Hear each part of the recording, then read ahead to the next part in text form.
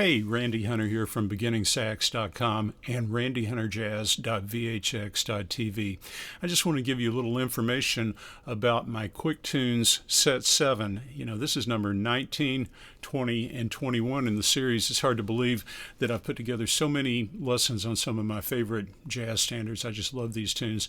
Now, this set has lessons on Song for My Father, the Horace Silver classic. You may be familiar with Joe Henderson's wonderful solo on it. It's also got a lesson on Killer Joe and also a lesson on How High the Moon / Ornithology, and I explain the relationship in the lesson. So, the thing is, each one of these Quick Tunes lessons, and you were just listening to a sample from the phrasing demonstration on Song for My Father.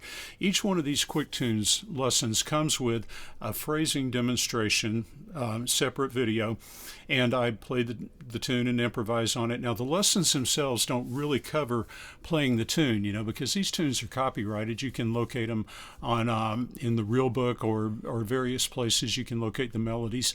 But really what we're learning to do is improvise or play solos on these tunes. So each lesson, in addition to the phrasing demonstration, has a lesson video, and most of them are around 30 minutes long or so, that really kind of cover the basics of understanding the chord progression. Sometimes we make relations between one tune and another tune, kind of the foundational components of learning how to play the chord progression. A lot of times we start with some very basic things and evolve into some things that are somewhat more complex. Usually they don't get extremely complex. They're not advanced lessons. They run for folks that are learning to improvise into the intermediate stages of playing. So they're really accessible material. Now, a lot of times I work these lessons out on my subscription site, randyhunterjazz.vhx.tv. So if you're interested in being a part of that process, you might want to subscribe, and there you can be an active part, if you choose to, in the development of these lessons and the other lessons that I'm working on. Or, you can just check out the lessons as they're produced. But either way, like in Song for My Father, and in all of these phrasing demonstrations, I put subtitles, at least in this series, this set number 7, I put subtitles in the phrasing demonstrations that really kind of explain a combination of my thought process as I'm improvising, phrasing, and also the vocabulary I'm using. Now, in Song for My Father, for example, one of the things that I got into was a little bit of improvising using overtones, and I had some questions about that on the subscription site. So I put together a supplemental video called Improvising with Overtones, and this kind of is based on sort of a Joe Henderson sort of sound that he uses a lot. So I'll let you check out the phrasing demonstration, and you might even cross-reference and listen to some Joe Henderson recordings to see what I'm talking about there. Now, also, there's an I Play, You Play video that comes with each of these lessons, so that after you work through the lesson, you can put on the I Play, You Play video, and I'll do a phrase, you can do a phrase, and this is done with the play along track, which is also included with the lesson. So you've got the demonstration, the phrasing demonstration, you've got the lesson video, you've got the I Play, You Play, and the play along track.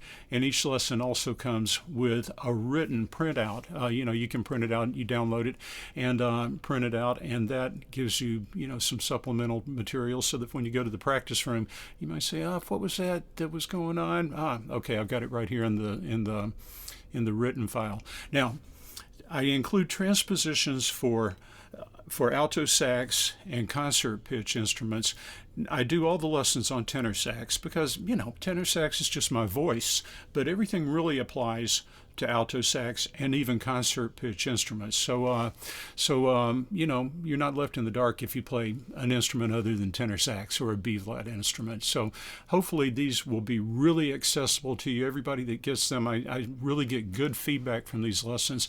Now, hang tight, and you can check out a sample from I'm going to do a series of little brief samples from each of the 3 lessons in this set. Now, remember, this is Song for My Father, Killer Joe, and How High the Moon / Ornithology. Okay, and the lessons can be purchased at beginningsax.com on the Jazz Improv lessons page, and also you can subscribe to my site, randyhunterjazz.vhx.tv, if you'd like to, be a part of the process as they develop. Okay.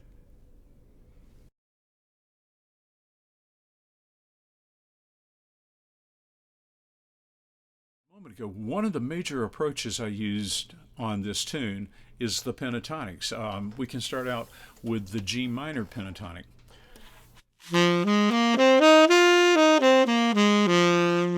And when we change to that F7 chord, we would go to the F major pentatonic, and it would have these notes. So now there's a very important note to make about these two pentatonics. G minor pentatonic is G, B flat, C. But I do want you to make an observation between the G minor pentatonic and the F major pentatonic. That observation is that there's only one note that's different between the two pentatonics. Let's kind of think about them for a second. G minor pentatonic has a G in it. Well, the F major pentatonic also has a G in it. The B flat that's in the G minor pentatonic changes to A on the F pentatonic. Now, let's make a note of that, because that's the only note that changes. B flat on the G minor. On the F major, you have an A instead. Both pentatonics have a C. Both pentatonics have a D, and both pentatonics have an F. So we have G, C, D, and F that's common between our first two pentatonics. B flat changes to A. Now, that can be a very critical factor to know, because as you're playing from the G minor pentatonic, all you have to do if you're playing a line that moves through the changes is change that one note when you get to the F pentatonic. So maybe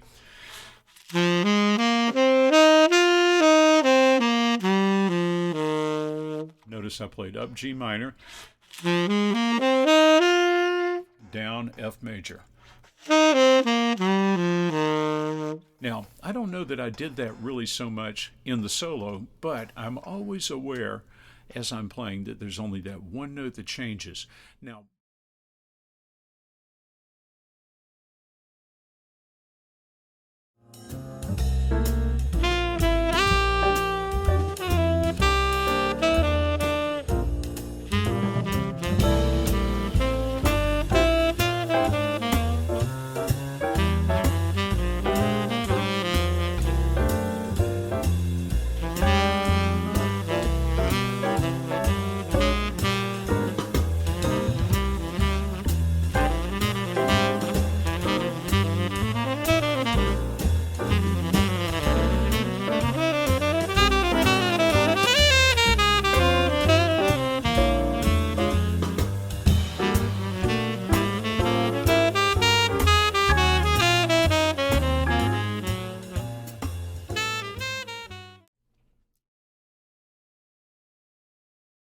coming up, our rhythm again and note selection. Listen and see if you can hear the chords changing.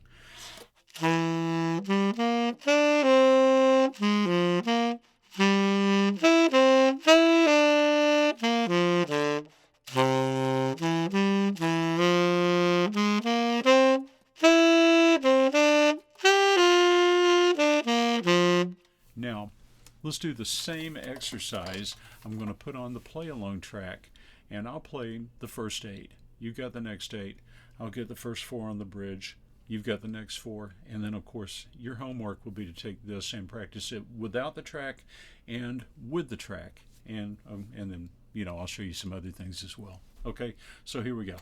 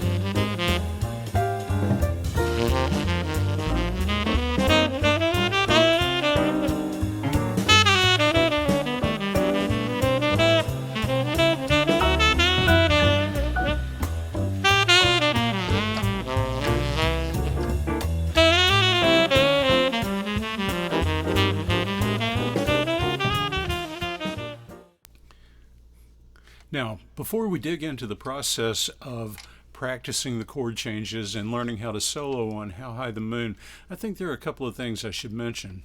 First of all, How High the Moon has been the source of a number of contrafacts, including Charlie Parker's Ornithology. That's why I've entitled the tune, or the lesson anyway, Quick Tunes, How High the Moon / Ornithology. And in case you're not familiar with the term contrafact, and I've covered it in a few lessons, but I think it's okay to repeat some things, especially if you haven't gone through all of the lessons that I've done. So a contrafact is when you have a tune that is based on an existing set of chord changes. We could argue that maybe blues, all the blues that are contrafacts based on early blues changes. Another big source of contrafacts has been George Gershwin's tune, I Got Rhythm. We've got a lot of contrafacts based on I Got Rhythm, but there have been a number of contrafacts based on How High the Moon, but probably, again, the most notable is Charlie Parker's tune, Ornithology. And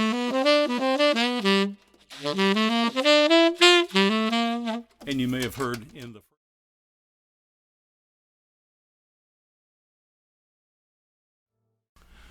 So I not only went through the first 9 bars, but in my practice, of course, I go through the whole progression. So that's my suggestion for you. Take that through the entire progression. Make sure you've got the pentatonics on the chords of the tonalities, the triads on all the chords, the lower neighbor tones to the triads on all the chords, and then you'll be ready to advance. Now, what I'd like to do now is go ahead and add one more layer to our vocabulary, and of course, we haven't even touched the sevens. So this is going to, let's get into the sevens at this point. Now, major 7 chords, your 7 is easy. It's just the half step below the root. So, on the high A, I've got the A. The major 7 is the G sharp. And of course, you can play the arpeggio straight up. You can play the pentatonic and add the 7. You lose a little bit of the pentatonic sound when you do that, but of course you can do that. I like to play the arpeggio on the major chords sometimes and start on the low 7 below the root. So there I played 7 and then right up the arpeggio 1, 3, 5, 7. So 7, 1, 3, 5, 7. G sharp, A, C sharp, E, G sharp. And of course you could do that on all of the major chords. The G major chord, the 1, 3, 5, 7. Starting on the low 7 and up. Maybe a triplet rhythm. The 8 and then down to the 7. So there I played 8, 7, 8, 5. These are exercises that you can do that approach the 7 from below and from above. It's good to know your 7, whether you're coming from below it or whether you're coming from above it. That's great on these major 7 chords, and really on all your chords, you want to know your 7 from below and your 7 from above. Let's look at the A minor 7 chord. Of course, we have 1, 3, 5, 7, A, C, E, G. But one thing I like to do on these minor 7 chords and on the dominant 7 chords, any chord that has a 7 that's a whole step lower than the high root. So, if you think about it, A, C, E, G to A, G is the 7, A is the 8. It's a whole step from the G to the A. I like to also approach them from above, from the A, the 8, and go down chromatically to the 7. Now, I might play that sort of line and descend down the arpeggio following this. So 8, chromatic to the 7, followed by 5, 3, 1, E, C, G. Now, that might work particularly well if I were to play a line. So there I played 8, chromatically down to the 7, to the 5, to the 3, to the 1, to the 3 on the next chord, on the D7. This works very well on these two fives because you've got the 7 up high, the G in this case, on the A minor chord, followed by the 3rd on the dominant chord, which is an F sharp, and it's a half step lower than the 7. So, you know, and whatever you choose to follow that with. And then on the D7 chord, if your ear was picking up, now I played the D chromatically down to the 7 on it. So on the dominant chords, the 7 is a whole step below the 8 as well. So we've got